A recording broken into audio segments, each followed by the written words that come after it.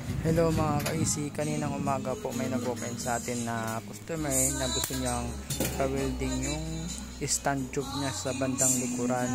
So ngayon nung chinik ko, may story na ng welding. Yan, winilding na sa bandang baba.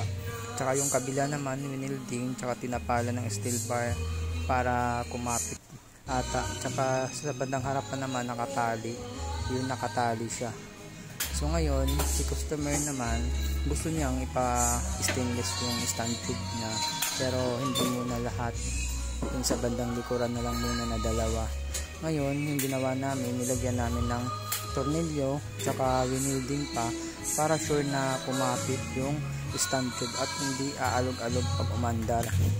Sa ganun, mas lalong kumapit siya at tumagal. Ito tatagal na to kasi stainless na siya tsaka may tornilyo at winilding na din yan, yung stand tube na stainless.